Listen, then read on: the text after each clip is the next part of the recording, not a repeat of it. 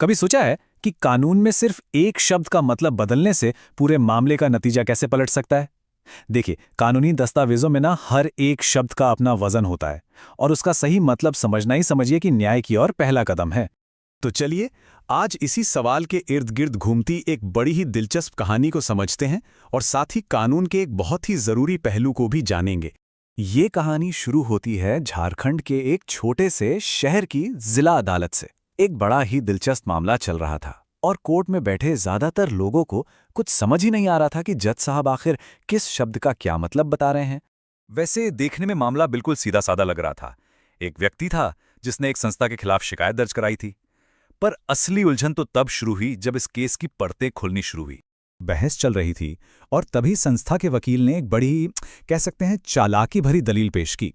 उन्होंने कहा, देखिए साहब, कानून में साफ साफ व्यक्ति शब्द लिखा है और एक संस्था कोई व्यक्ति तो है नहीं, तो फिर ये कानून उस पर लागू कैसे हो सकता है?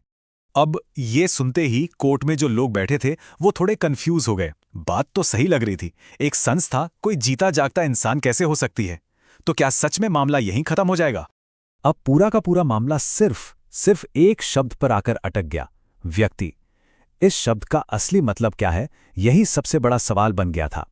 अदालत में जितने भी लोग थे, सबके दिमाग में बस यही एक सवाल घूम रहा था कि जैसे हम आम बोलचाल में व्यक्ति का मतलब एक इंसान समझते हैं, क्या कानून में भी इसका मतलब वही होता है? और यहीं पर कानून का एक बहुत ही मजेदार पहलू सामने आता है। असल में कानून की ना अपनी एक अलग डिक्शनरी होती है, एक अपना शब्दकोश।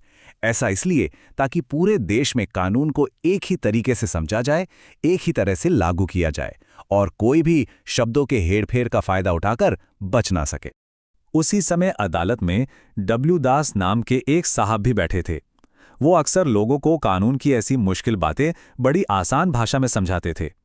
उन्होंने वहां बैठे लोगों को धीरे धीरे समझाना शुरू किया। उन्होंने बताया कि देखिए, भारतीय न्याय संहिता की जो धारा 2 है वो कानून की ऑफिशियल डिक्शनरी है।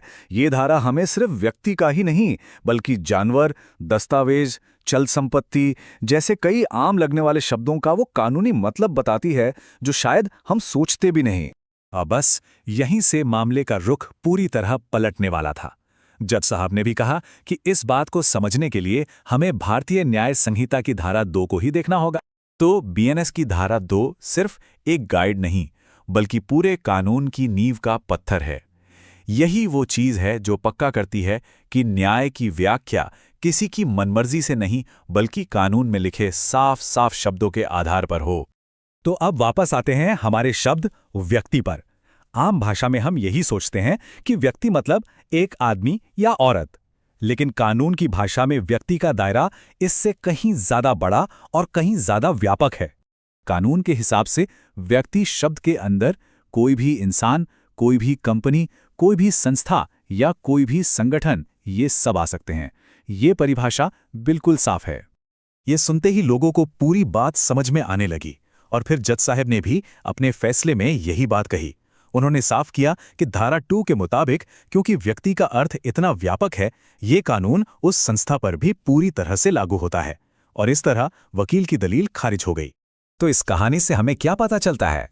देखिए, ये सिर्फ व्यक्ति शब्द की कहानी नहीं है, बल्कि ये न्याय के उस सबसे बड़े सिद्धांत को सामने लाती है जिसे हम कहते हैं सटीकता।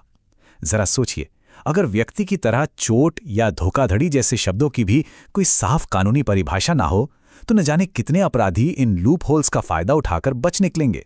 अब अदालत में बैठे सभी लोग ये बात समझ चुके थे कि कानून के शब्दों का सही मतलब जानना कोई मामूली बात नहीं, बल्कि ये तो न्याय की आत्मा है।